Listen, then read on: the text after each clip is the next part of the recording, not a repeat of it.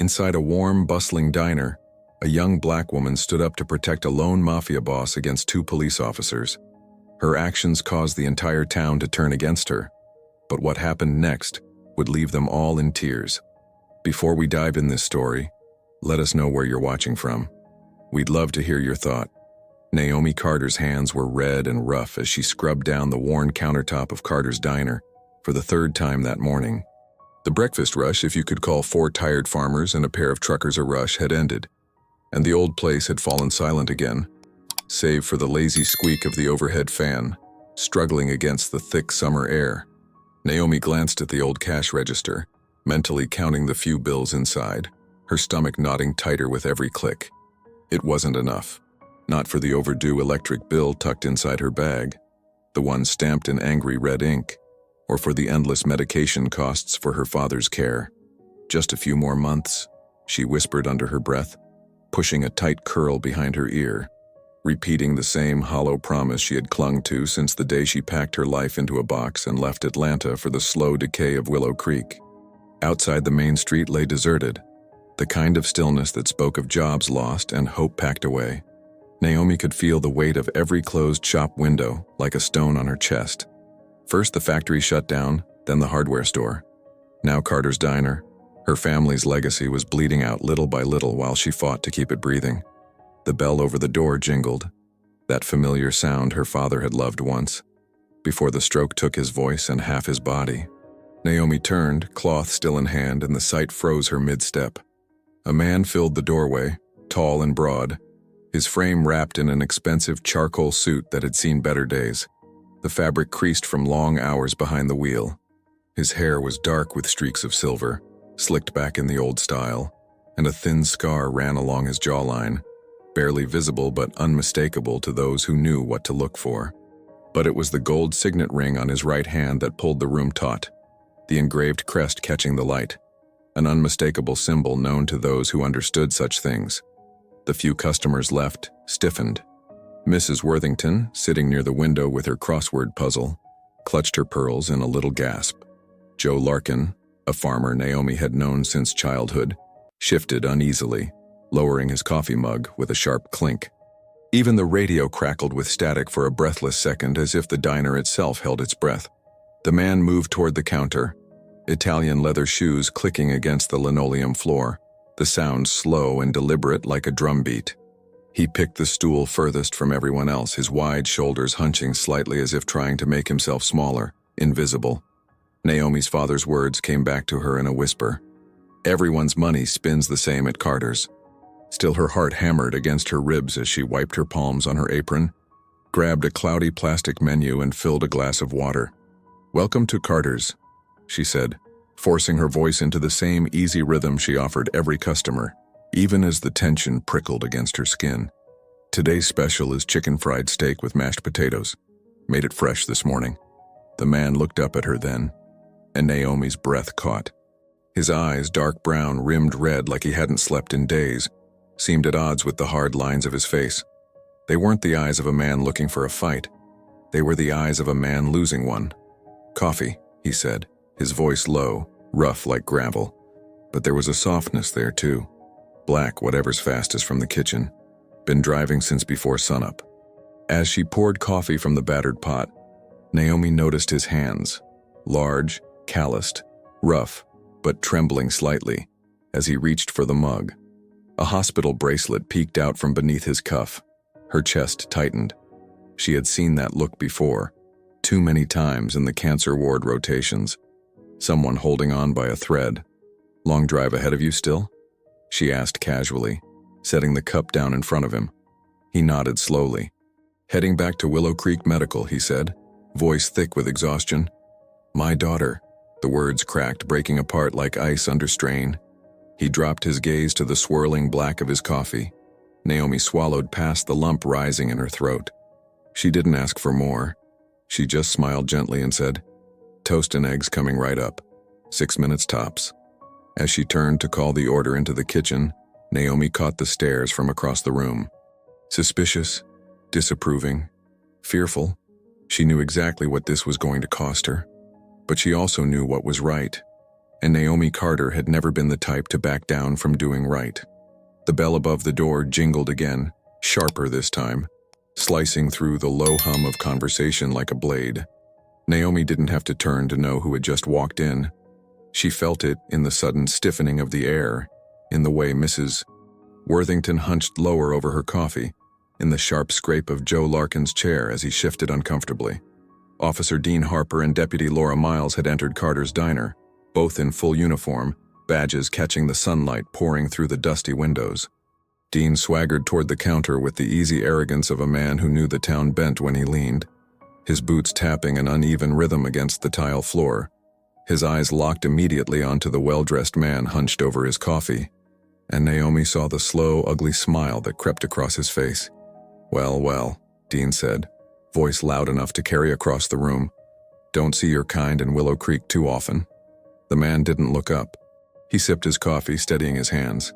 Naomi tightened her grip on the edge of the counter, feeling a flush rise to her cheeks. "Just grabbing some breakfast, officer," the man said quietly, his voice rough but respectful. Laura stood a step behind Dean, her posture stiff, her eyes darting uncomfortably between Naomi and the stranger. Dean leaned an elbow on the counter, a deliberate invasion of space. "Maybe we should check his ID, Naomi. Make sure he's not one of those family men we got bulletins about." Naomi's heart pounded. The man had done nothing. Nothing. But Dean was already circling like a vulture. The man's hand moved slowly, carefully, reaching into his jacket pocket. But Dean's hand dropped instinctively to the holster on his hip. Naomi stepped forward, her voice sharper than she intended. "He's a paying customer, Dean, same as anyone else who walks through that door." Dean turned his head, his smirk widening. "Same. That's rich." He gestured at the signet ring on the man's hand, the engraved family crest gleaming dully. "You know what that means, Naomi? Organized crime, violence, trouble?" The man finally looked up, his dark eyes locking onto Dean's, calm but unyielding. "You don't know anything about me," he said, voice low. Dean barked a humorless laugh. "I know enough, and I know better than to trust a man wearing that ring." Naomi's hands were trembling now, but she stood her ground. She could feel every eye in the diner on her, some silently pleading with her not to make a scene, others waiting to see which way she would break. She thought of her father's words again, the lesson he drilled into her from childhood. Judge by actions, not appearances. Always. "You don't have the right to harass someone just because you don't like how they look," Naomi said, her voice steady despite the knot of fear tightening in her chest. Dean straightened, his expression hardening. "You're making a mistake, Naomi," he said, his voice low and warning. "This town doesn't take kindly to people siding with trouble." The man pushed his plate away, reaching for his wallet, but Naomi placed a hand on the counter between them. "Your money's no good here today," she said firmly. "Breakfast is on me." The man blinked in surprise, a flash of something unreadable crossing his face, something dangerously close to gratitude. Dean snorted in disgust, tossing a few crumpled bills onto the counter. "Let's go, Laura," he barked, turning on his heel. Laura hesitated a beat longer, her gaze lingering on Naomi with something almost like apology, before following Dean out the door. The bell gave a sour jangle as it swung shut behind them. The diner fell into an uneasy silence. Naomi busied herself cleaning the counter, ignoring the whispered conversations that sprang up like weeds behind her. The man finished his coffee in a few quick gulps, leaving a $50 bill tucked under his cup despite Naomi's protests. He stood, adjusting his jacket. "Name's Salvatore Romano," he said simply.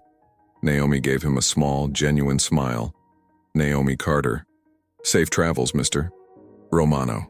Salvatore nodded once, a deep, solemn gesture, then turned and walked out into the blazing afternoon sun.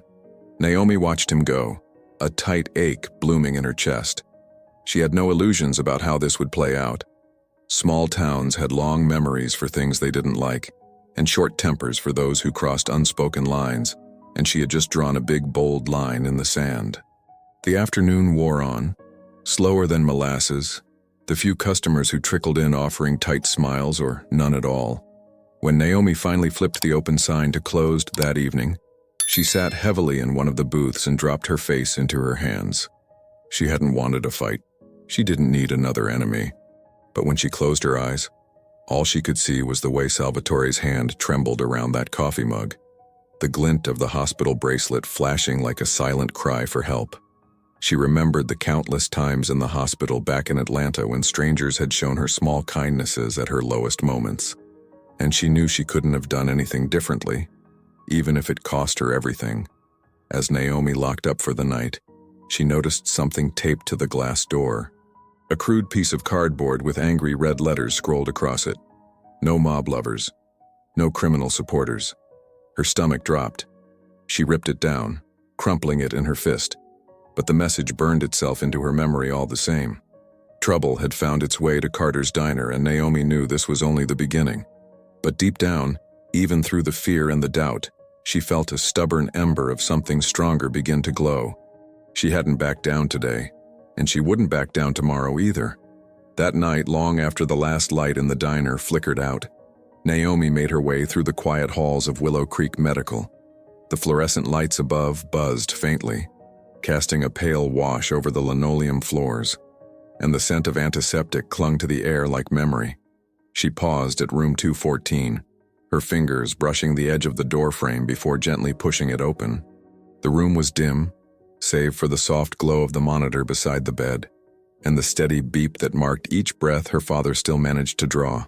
Evelyn Carter lay motionless, eyes closed, her once powerful frame now fragile beneath the hospital blanket.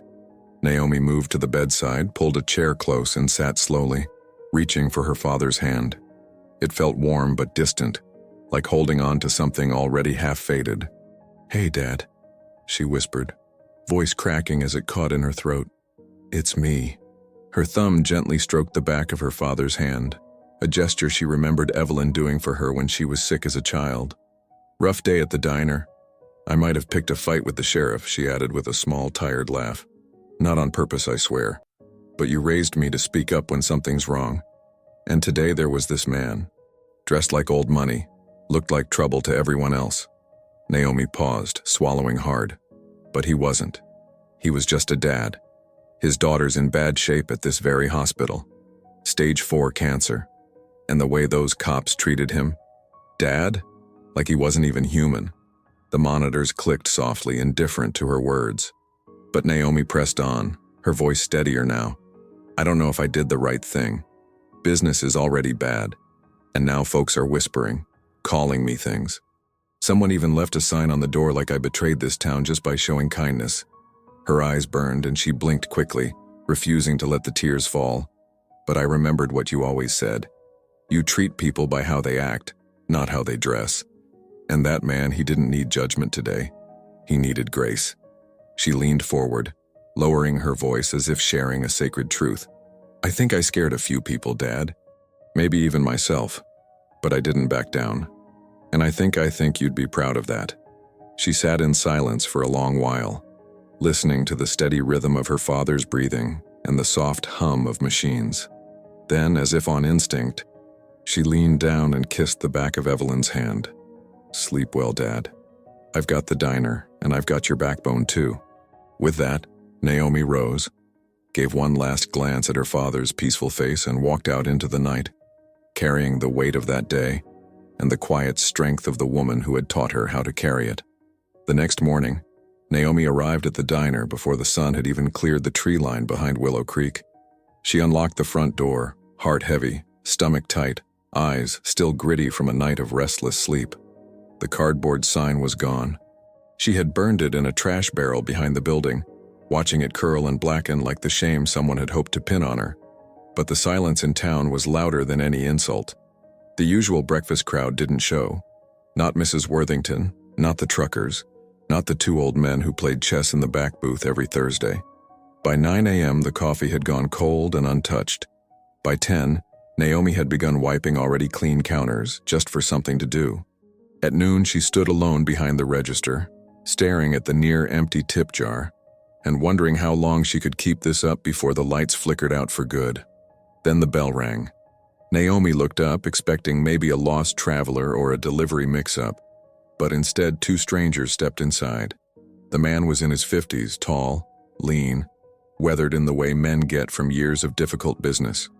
His suit was tailored, but understated. and a gold tie clip gleamed subtly at his chest. Beside him stood a woman, same age, dark hair elegantly styled, wearing a navy dress and pearls. She carried herself with quiet dignity, her eyes soft, her smile gentle.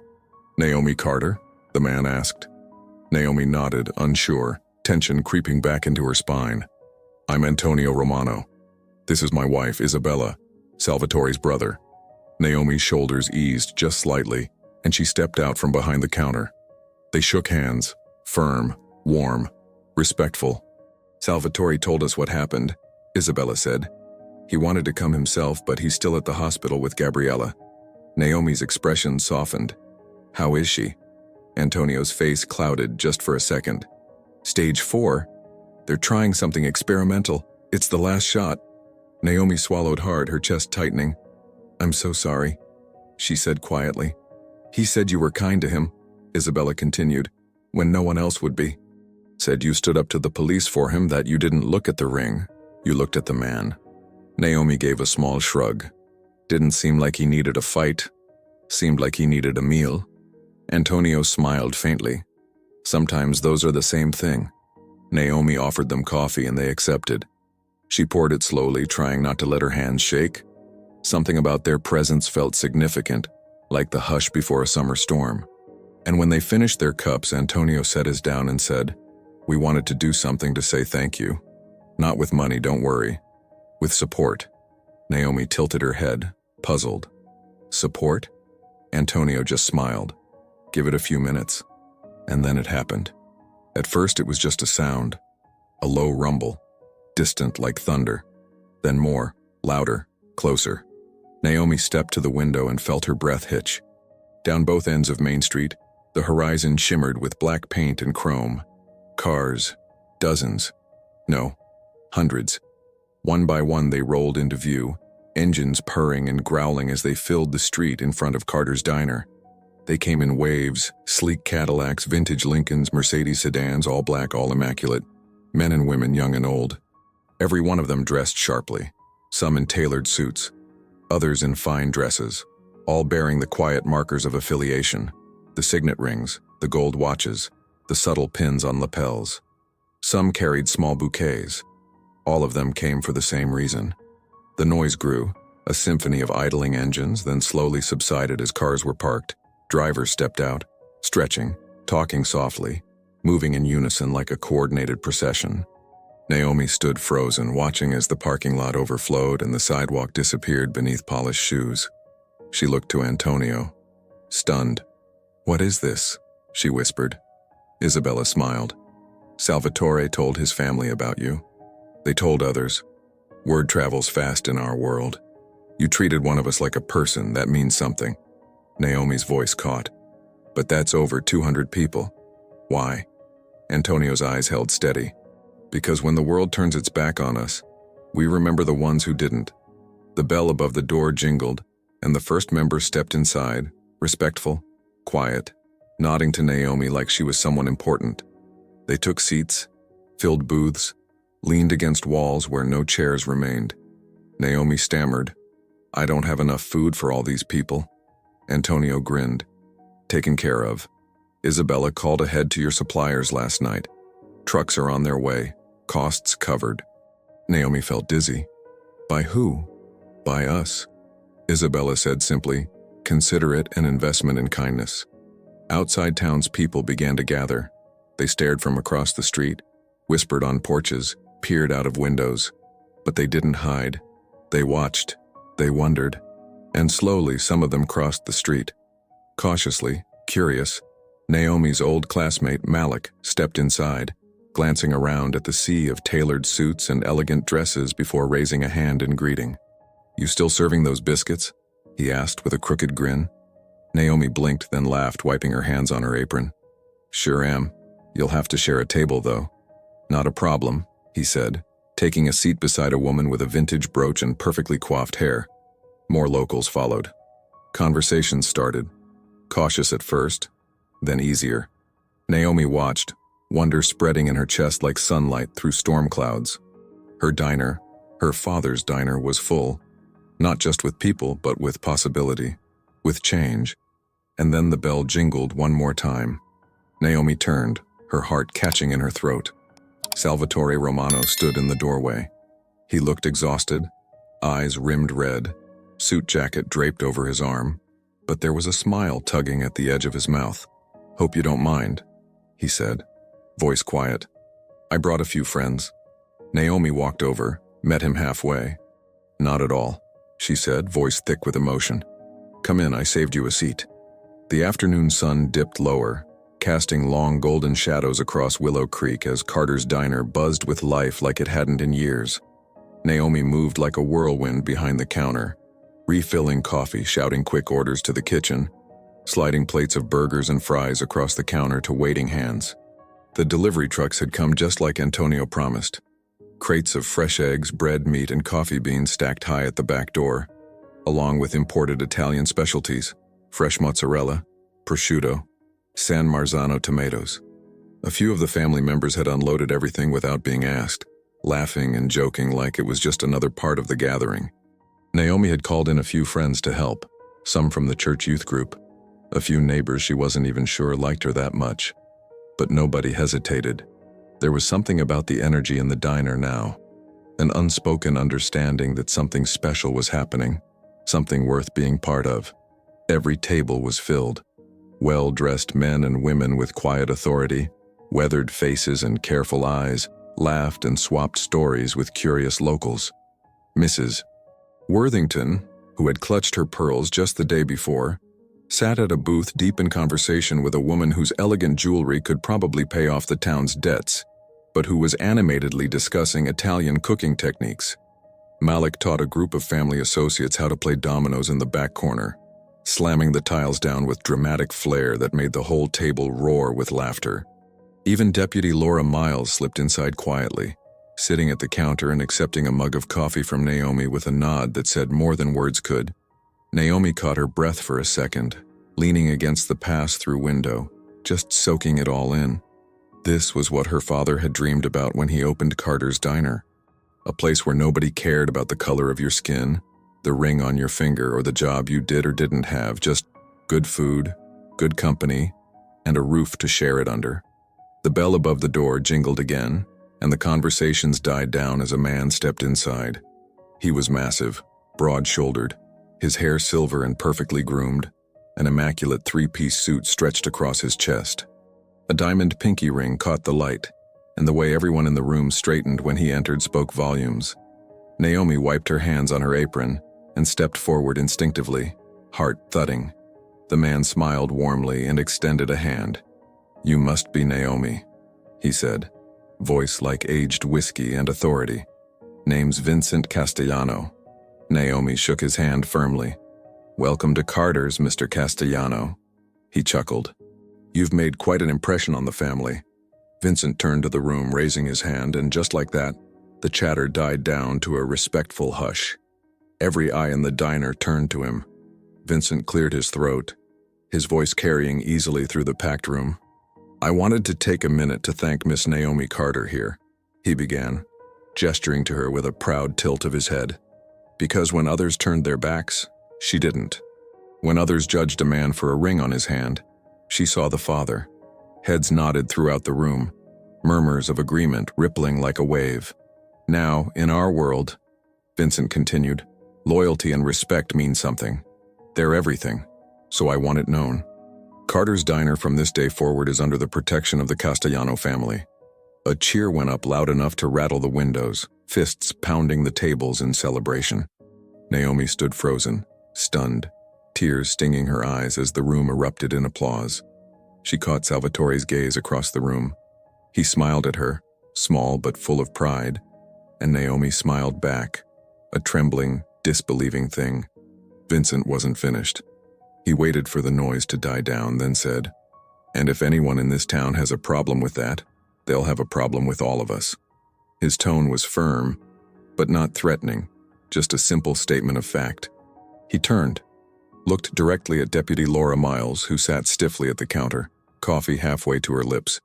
Laura swallowed hard but nodded once slowly, her eyes dropping to the mug in her hands. Satisfied, Vincent smiled and turned back to Naomi. "Now," he said, grinning wide enough to flash a gold tooth. "Who's ready for pie? I heard there's no better slice in 3 counties. Another roar of laughter, and just like that, the tension broke into easy joy again. Naomi laughed too, wiping her eyes quickly with the hem of her apron before hustling back to the kitchen to cut as many slices of pie as her hands could manage. As the evening wore on, the gathering spilled into the streets. Someone set up a portable sound system from one of the Cadillacs, and Frank Sinatra poured into the warm summer air. Kids from the neighborhood rode tiny bicycles up and down the sidewalks, weaving between luxury cars like fish darting through a coral reef. Old-timers leaned against lampposts, trading stories with men and women whose tailored clothes told tales of different towns, different lives, but somehow the same beating heart. Naomi's father, who hadn't left the house in months, even ventured out, bundled in a shawl, pushed in a wheelchair by one of the young associates who had an easy smile and steady hands. It wasn't just a good day. It was the kind of day that stitched itself into the fabric of a town's memory forever. And in the center of it all, standing tall in her worn sneakers and coffee-stained apron, was Naomi Carter. Still tired, still a little scared of what tomorrow might bring, but for the first time in a long time, filled with a fierce, burning hope. She caught Salvatore standing outside the diner talking quietly with Antonio and Isabella, a smile on his tired face as he watched Gabriella's hospital bracelet dangling from his wrist like a fragile promise. Naomi crossed over to him. "Hey," she said softly. Salvatore turned, his face lighting up. "Gabriella," he said, voice thick. "Got some good news today. Early signs, but the new treatment's working." Naomi's breath caught in her throat, a giddy kind of relief flooding her chest. "That's amazing," she said, and without thinking, she wrapped Salvatore in a fierce hug. He stiffened for half a second before hugging her back, strong and sure. When they pulled apart, Salvatore said, voice gruff with emotion, "She wants to meet you," said. "You sound like the kind of woman she hopes to be." Naomi blinked hard against fresh tears. "I'd like that," she said. "I'd like that a lot." The sun dipped below the rooftops of Willow Creek, leaving the sky a soft wash of purples and golds as the last few cars pulled away into the night, leaving only the faint smell of expensive cologne and laughter lingering in the warm air. Naomi stood on the front steps of Carter's diner, arms crossed loosely, apron still tied crooked around her waist, watching the tail lights disappear one by one down the dusty road. The diner behind her still buzzed with the faint clatter of dishes being washed and chairs being stacked. But out here, in the hush of early evening, it felt like standing in the middle of a miracle. She closed her eyes for a moment, breathing it in, the scent of fresh pie, fine cigars, and summer dust mingling into something that smelled like hope. A soft throat clear behind her made her turn. Antonio and Isabella stood side by side, hands clasped together, wide grins lighting up their tired faces. Between them, Antonio held a velvet box, elegant and carefully wrapped. He stepped forward, holding it out. "From all of us," he said simply. Naomi blinked, reaching out, opening the box carefully. Inside, nestled in silk, was an exquisite silk scarf, deep crimson with gold embroidery, and a delicate gold pin shaped like a small dove. Attached to it was a card embossed with elegant script. "Friend of the family. Protected." Naomi ran her fingers over the silk, throat tightening, words failing her for a long moment. Antonio clapped a gentle hand on her shoulder. "You stood up when it mattered. Most people don't." Isabella smiled, eyes bright with unshed tears. "We don't forget kindness, not ever." Tucked inside the box was a simple note scrawled in uneven handwriting Naomi instantly recognized as Salvatore's. "Thank you for seeing the man, not the reputation." Gabriella smiling again. "She can't wait to meet you. Salvatore." Naomi pressed the note to her chest for a moment, grounding herself against the overwhelming tide of emotions surging through her. Inside the diner, she found a spot of honor for the scarf and pin, displaying them right next to her father's old stained apron and faded photograph. The two symbols side by side, past and future, struggle and hope, stitched together under one roof. As she adjusted the display, the bell above the door jingled. Naomi turned to find Officer Dean Harper standing awkwardly just inside, hat in hand, uniform looking strangely too stiff and formal in the relaxed, easy warmth the family had left behind. He shuffled forward, cleared his throat. "Coffee?" Naomi asked lightly, not giving an inch. Dean nodded. "Please." She poured him a cup without ceremony, sliding it across the counter. Dean wrapped his hands around the mug, looking like he wanted to say 100 things, but not knowing how to start. Finally, he settled on a stiff nod. "Good turnout today," he said gruffly. Naomi smiled just a little, letting the silence speak for itself. Dean looked down at his coffee, studying the swirling black surface. "Town's changing," he muttered. Naomi didn't argue. She just tucked a clean towel over her shoulder and went back to wiping down the counter, leaving Dean to sit there, shoulders hunched, sipping his coffee in the slowly fading light. The days that followed moved with a rhythm Naomi hadn't felt in years. Carter's diner stayed busy. Locals, travelers, even a few family members passing through, always polite, always paying cash, always leaving tips so generous Naomi had to buy a second cash box just to hold it all. Word spread about the little diner with the big heart, and slowly Willow Creek's icy walls began to thaw. Mrs. Worthington became a regular again, bringing Italian recipes to trade. Joe Larkin brought his grandkids to marvel at the sleek cars lined up on weekends. Deputy Laura Miles started dropping by in plain clothes, leaving her badge and tension at home. And through it all, Naomi remained the steady heartbeat at the center. She served coffee, she flipped pancakes, she laughed and listened and lived. And every so often she would glance at the silk scarf and gold pin displayed on the wall, feel the solid weight of it in her chest, and remember that sometimes the smallest moments, a hot cup of coffee, a kind word, a refusal to look away, could change everything. Because at Carter's Diner, it wasn't about the ring on your finger, the color of your skin, or the mistakes you carried like old scars. It was about what you did when someone needed you. It was about showing up, standing up, and offering a seat at the table. No judgment, no fear, just a plate of good food, a warm smile, and a place to be seen. And maybe, just maybe, that was enough to change a town. Maybe even enough to change the world. One cup of coffee at a time. Join us to share meaningful stories by hitting the like and subscribe buttons. Don't forget to turn on the notification bell to start your day with profound lessons and heartfelt empathy.